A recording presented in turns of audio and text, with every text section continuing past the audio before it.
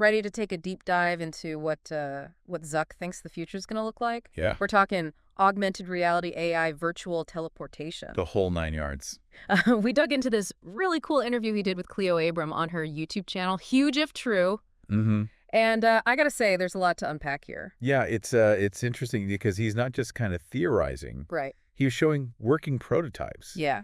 He's giving Cleo a hands-on demo of these holographic AR glasses. Oh, yeah. Which Meta's been working on for a decade. Right. And these things are real. Yeah.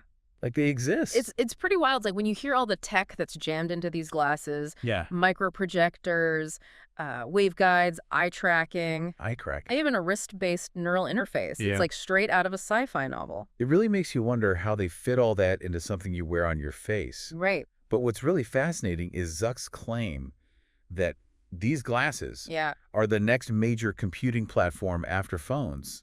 Whoa. That's a bold statement. It is a bold statement. And to see him demonstrating how these glasses can create realistic 3D objects and avatars that interact with the real world, you almost start to believe him. You kind of start to think like, wow, maybe this is going to happen. It could be. He even described how he was doing a demo and accidentally dropped a virtual ping pong paddle and it shattered on the virtual table. I love that. Like, I can just imagine him geeking out about how realistic the physics engine is. That little anecdote Yeah. really speaks volumes about the level of detail that they're striving for. But it's important to remember that his vision goes beyond just these glasses. Okay.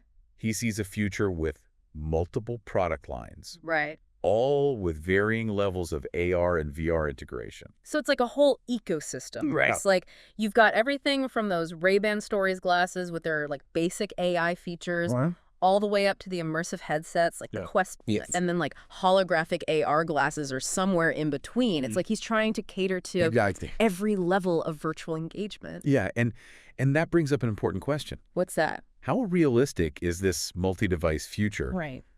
Launching a single device is challenging enough. But creating an entire interconnected ecosystem, what kind of challenges might Meta face in pulling this off? Yeah. I mean, the technology is incredibly complex. Right.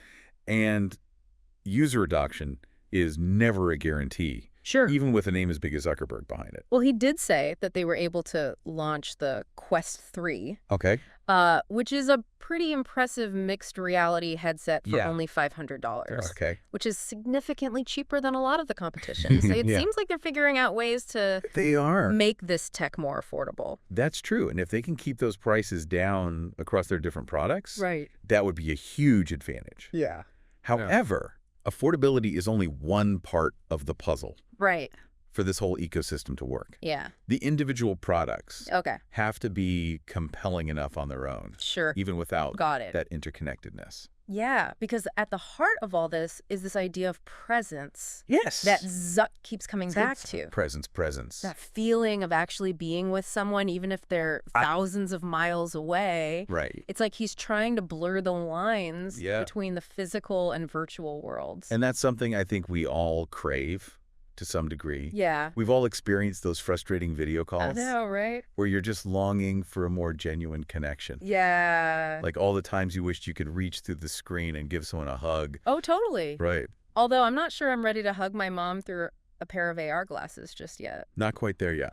The technology for simulating touch, like what they call haptics, the sticks, is so complex. Incredibly complex. We're a long way from being able to like realistically replicate all the nuances of human touch. Absolutely. And that leads us to some of the ethical and societal questions surrounding this technology. Like what? Could virtual presence become so convincing that it starts to replace real-world interaction? Whoa. How do we ensure equal access to these technologies and avoid widening the digital divide? That's a good point. We have to consider the potential downsides. Yeah. Alongside all the amazing potential benefits. It's true. For sure. And then there's this whole AI layer. Oh, yeah. That sits on top of everything. Right. Zuckerberg seems to really believe in AI's power to unlock human potential. Yeah.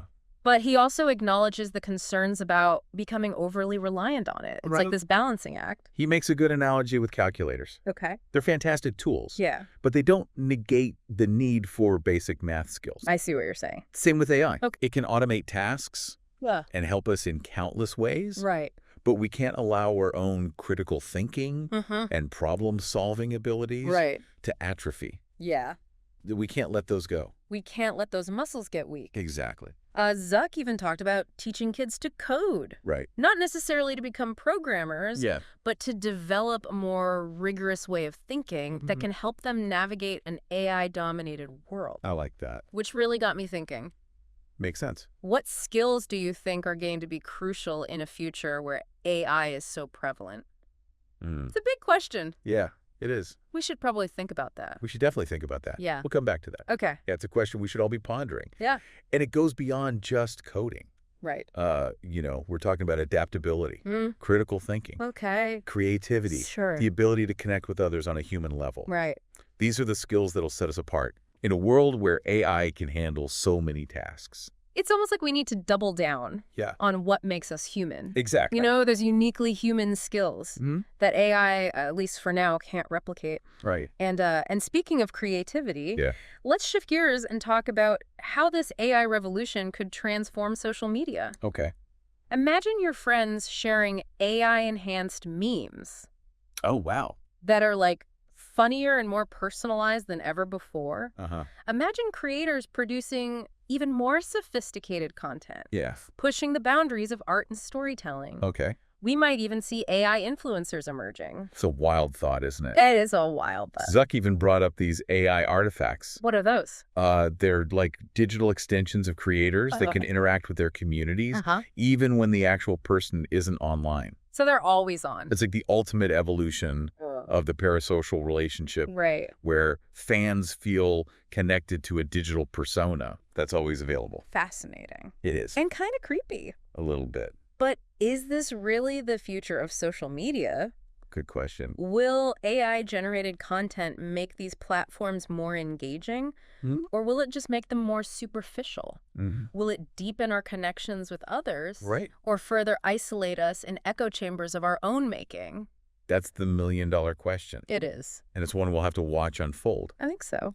I think there's potential for both positive and negative outcomes. Okay. On the one hand, AI could unlock entirely new forms of creative expression and help us connect with people who share our interests in ways we never thought possible. Right. But there's also the risk of losing the authenticity and genuine human connection that makes social media, social. It's almost like we're at a crossroads. I think so. And the choices we make now about how we develop and use AI will determine which path we go down. Very true. And it's not just limited to social media. That's right. Zuck is a huge advocate for open source AI. Oh, yeah. Meaning the underlying code is freely accessible for anyone to use, modify, or build upon. That's right. And that openness is a key point of contention. Really? In the AI world. Some people argue that open sourcing AI is dangerous. They worry that it could lead to the technology being misused. Whether it's for creating deepfakes, developing autonomous weapon systems, or other malicious purposes. It does seem counterintuitive at first. It does. Why make powerful technology freely available when it could be used for harmful purposes? Yeah. But Zuck believes that open sourcing actually leads to safer and more innovative systems. How so? His logic is that with more people scrutinizing the code, bugs and vulnerabilities are identified and fixed more quickly. I see. This transparency can lead to more robust systems. Got it. In the long run. So it's about harnessing the collective intelligence of the global community. To make sure AI is developed responsibly and ethically. That's the idea. It's a pretty audacious gamble. It is. But I can see the appeal of that approach. I can too. However, even with all this talk about open sourcing and responsible development, Zuckerberg himself has acknowledged a big unanswered question. Oh, yes. Looming over the future of AI. The big elephant in the room. Yeah. He's questioning whether the current methods of scaling AI will continue to work indefinitely. Right. Right now, the prevailing approach is to make these AI models bigger and smarter. Okay. By feeding them massive amounts of data. Right. And using increasingly powerful computers. Yeah. But is there a limit? That's the question. To how far this approach can go? He's putting billions of dollars on the line. He is. Betting that AI will continue to scale. Yeah. But it's a gamble, for sure. Huge gamble. If it turns out there's a fundamental limit right. to how much these models can learn, yeah. it would have profound implications. It would. For everything we've been talking about. Absolutely. Imagine if AI development hit a wall. Whoa. It'll be a major turning point. Yeah. We might see a shift away from building ever larger models. Okay. And towards optimizing the ones we already have. Right, right. Or perhaps it would spark a wave of innovation. Interesting. As researchers are forced to come up with entirely new approaches. Right. To AI architecture and training. It's like we're on the cusp of a new era. It feels that way. With all the uncertainties that come with it. It's an exciting and daunting time. Yeah. Think about all the possibilities. Oh, it's crazy. The potential for AI to solve some of humanity's biggest challenges, but also the risks if we failed to guide its development responsibly. Yeah, it really feels like we're standing on the edge of something huge. It does. Just looking out at this vast landscape of possibilities and uncertainties. A lot of unknowns. It's exhilarating and kind of scary at the same time. Absolutely, but right? I guess that's the nature of progress, isn't it? Yeah. We push the boundaries of what we know and what we can do, and in doing so, we inevitably open up these new frontiers. Right. And encounter new challenges. Yeah. And face new questions. It's a cycle. It's a continuous cycle of exploration and discovery. So let's bring it back to our listener for a sec. Good. What are the key takeaways here from our deep dive into Zuck's vision? Well, I think it's clear that he is all in on a future shaped by AR, VR, and personalized AI. For sure.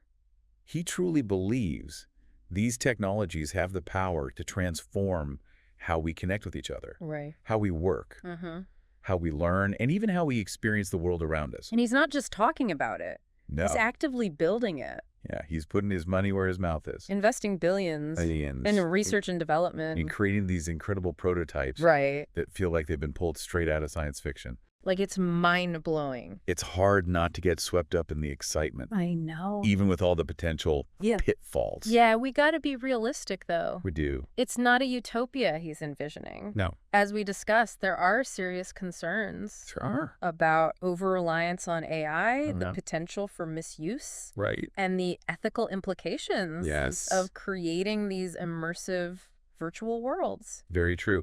The line between empowering people and controlling them can become blurred very easily. That's a good point. And those are questions we all need to be grappling with, not just tech giants like Zuck. It's true. How do we, as individuals and as a society, embrace the incredible possibilities of these technologies while staying grounded in our humanity? It's a big question. How do we ensure that these tools are used for good? Right. That they promote fairness and equality? And that they ultimately enhance our lives rather than diminish them? It's a delicate balancing act. It is. The answers aren't always clear-cut. Not at all.